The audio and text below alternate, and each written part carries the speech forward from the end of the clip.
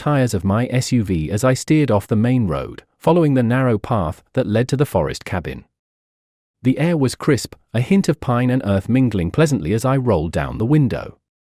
This weekend was meant to be a surprise, a celebration of our 5th anniversary, and I had the perfect gift in mind, a new, top-of-the-line tent for our many adventures in nature. But first, I needed to pick it up from the local store tucked away in the woods. As I pulled up to the rustic building, the usual welcoming glow of lights through the windows was absent. The place looked deserted, which was odd for a Friday afternoon. I killed the engine and stepped out, my boots crunching on the mix of leaves and gravel. The sign closed hung crookedly on the door, but I could see movement inside. "Hello?" I called out, pushing the door open. The familiar bell chimed overhead. "Be right there," a voice hollered from the back. I waited, scanning the room filled with outdoor gear and local crafts. The scent of wood and leather was strong, comforting. After a minute, a man emerged from the storeroom. It wasn't George, the forester who usually manned the store and knew everything about the best camping spots. Instead, his partner, Rick, appeared, wiping his hands on a cloth. "Hey, Rick," I greeted him. "Wasn't expecting you." "Where's George today?" Rick shrugged, a tad too casually. "Oh, George took the day off. Family stuff, you know." "What can I do for you, buddy?" "I need a new tent." "Something special," I said, my thoughts drifting briefly to the romantic weekend I had planned. Rick led me to a display of high-end tents. "This one's the latest model, just came in.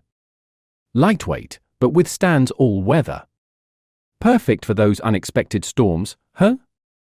I chuckled, imagining the look on my wife, Jenna's face when she saw it. "I'll take it." After the purchase, I loaded the tent into my SUV.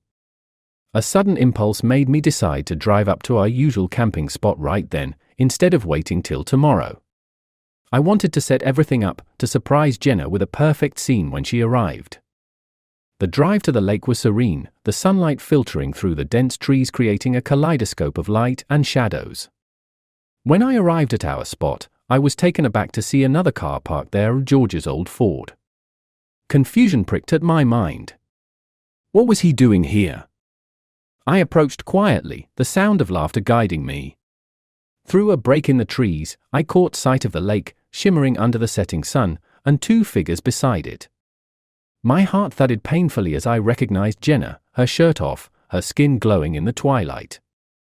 And beside her, laughing at something she said, was George. The scene before me froze my steps. Jenna turned, her eyes widening in shock as she saw me. "David! You're early." "Clearly, I am," I said, my voice cold, detached. George stood up quickly, scrambling for words. "Look, David, this isn't what it looks like." I finished for him bitterly. "It looks exactly like what it is." Jenna reached for her shirt, tears starting to form. "David, I can explain." But I didn't want to hear it. The betrayal was too deep, slicing through the last thread of trust one held for her. I turned, leaving the tent, the lake, and my broken marriage behind. As I drove away, my mind raced with anger and hurt, but also a cold, settling determination. Jenna had destroyed the sanctity of our marriage, and I was going to ensure it was a mistake she never forgot. I was going to ruin her life, just as she had ruined mine. The divorce would be just the beginning. The drive back home is a blur of red taillights and the dull hum of the highway. My hands grip the steering wheel, knuckles white, as I replay the scene at the lake over and over in my mind. The image of Jenna, carefree and laughing with George, burns in my memory. I can't shake the betrayal, the piercing sting of it. When I finally pull into the driveway of our home, the home I now know I've shared with a stranger, the house looms ominously in the twilight. It's quiet, too quiet for a place that used to be filled with laughter and love. As I step inside, the silence feels like a tangible presence, and my resolve hardens. Jenna will be home soon, expecting to find me none the wiser until tomorrow. She's in for a surprise. I don't have to wait long. Within the hour, I hear her car pull up. The front door opens and closes softly, a ghost of the breezy hellos that used to greet me. "David?" Her voice is tentative, a whisper floating through the hall. She finds me in the living room, sitting in the dark. "Jenna." My tone is flat, devoid of the warmth it once held for her. She flicks on the light, wincing a bit as she sees my expression.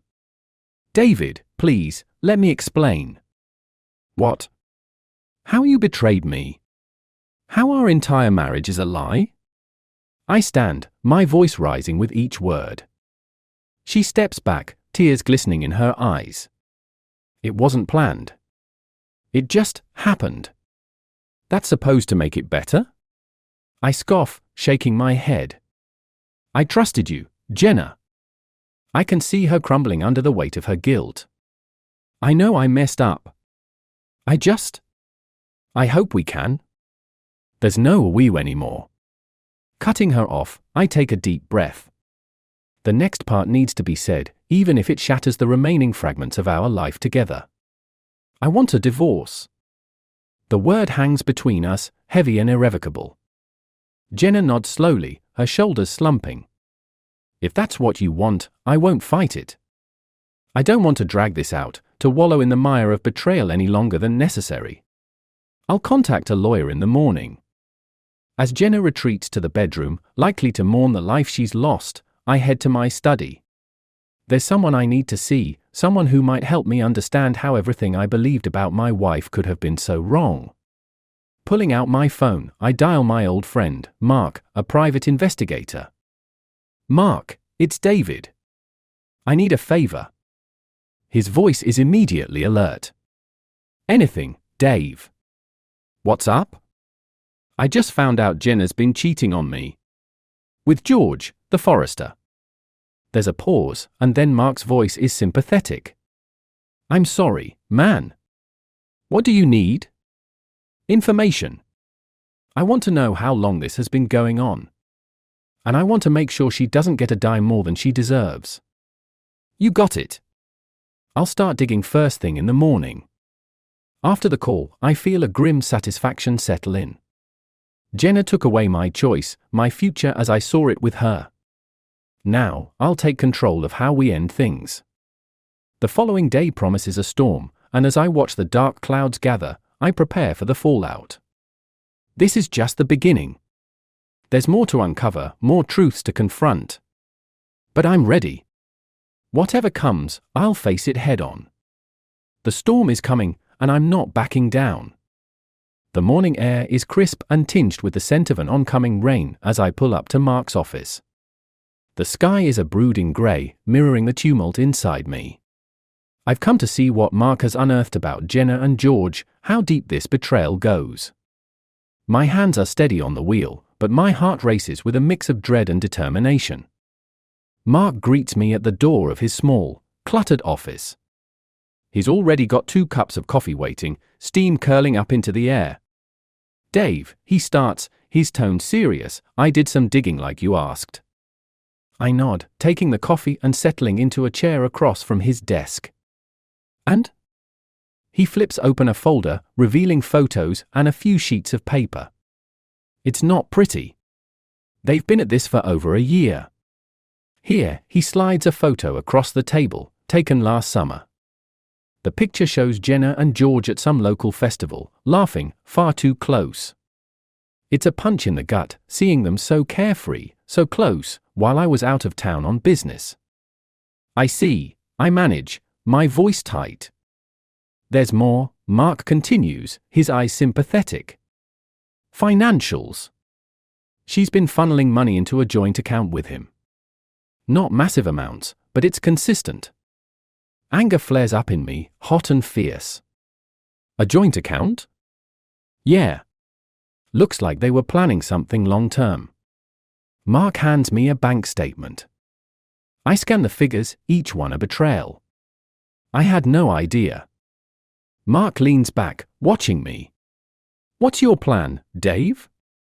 I want to confront her, but with everything. I want her to know that I know all of it. My knuckles are white around the coffee cup. Be careful, Mark advises. People get unpredictable when cornered. I nod, feeling the weight of his words. I appreciate your help, Mark. Anytime, man. Just make sure you've got all your ducks in a row for the divorce. Don't let emotions cloud your judgment. Leaving his office, the coffee barely touched, I drive towards the home I once shared with Jenna. The drive is automatic, my mind elsewhere, focused on the confrontation to come. Arriving home, I find Jenna in the kitchen. She looks up, startled, as I slam the door behind me. David! You scared me. What's? I know everything, Jenna. My voice is cold, harder than I feel. The affair, the money, the plans you made with him. Jenna pales, her eyes widening as she absorbs my words. David, Save it. I throw the bank statements on the kitchen island. I know about the account. Tears start to slide down her cheeks, but my heart is stone. Why, Jenna? Why him? She wipes at her eyes, struggling for words. I don't know. It just happened. We connected in a way that what? Justified lying to me for over a year? I interrupt, my voice rising. Jenna flinches. I didn't mean to hurt you. I thought I could keep it separate. I was wrong. Separate? I scoff. You think you could lead a double life and it wouldn't affect us? She has no answer, just stands there, sobbing. I'm done, Jenna. I've got everything I need for the divorce. You won't get a penny from me. Her sobbing grows louder, more desperate. Please, David, can't we? No. My answer is final.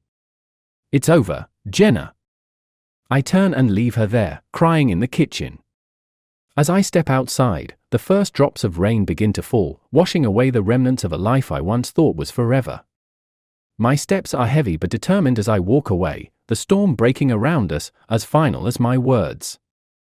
Rain pours relentlessly as I drive away from the house for the last time. The windshield wipers struggle against the deluge, a fitting metaphor for my efforts to clear my life of the deception that had clouded it. My heart beats with a mix of relief and sorrow, the finality of my confrontation with Jenna leaving a bitter taste. As I drive, my phone vibrates incessantly. Ignoring it at first, I finally pull over, the need to disconnect from Jenna overwhelming. Expecting more pleas or apologies, I'm surprised to see several missed calls from Mark, not Jenna. Curiosity piqued, I dial him back, the phone pressed tightly to my ear against the sound of the rain. Dave, you need to hear this before you make any decisions. Mark's voice is urgent, cutting through the static. What is it? I ask, frustration and fatigue battling for dominance. It's about George.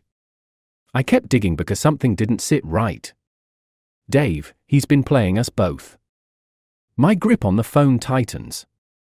What do you mean? He wasn't just cheating with Jenna. He's known for this, targeting married women. It's like a game to him. And there's more. He's under investigation for fraud. Several women, they've been manipulated into giving him money. The pieces click into place with a cold clarity. So, Jenna was a mark? Looks like it. I don't think she knew about his other relationships. Or the fraud. The revelation hits me like a wave, and for a moment, I can't speak. Jenna, as much at fault for our marriage demise, might also have been deceived, ensnared in George's calculated web.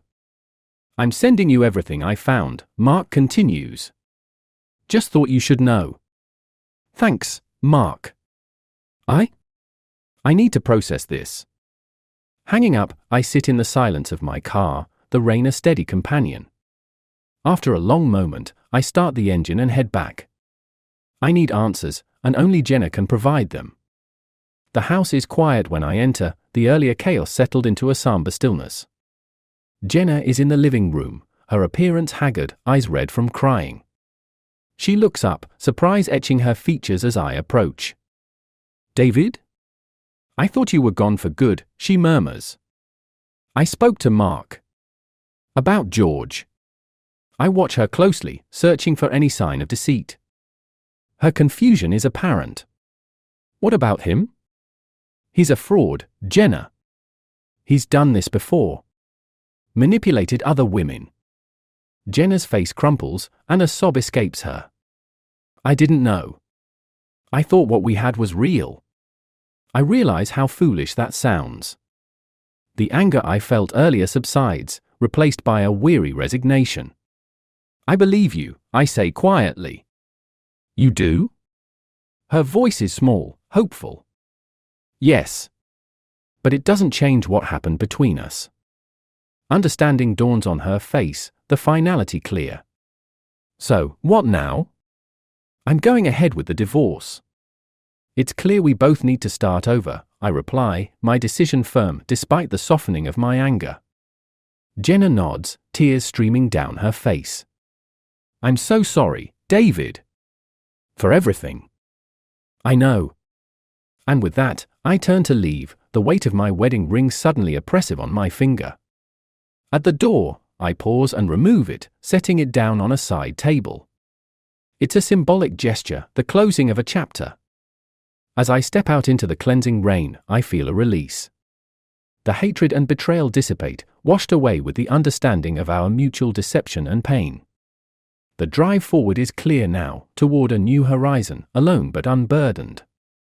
And as I drive away, the rain eases, a sliver of sunlight breaking through the clouds, promising clearer days ahead.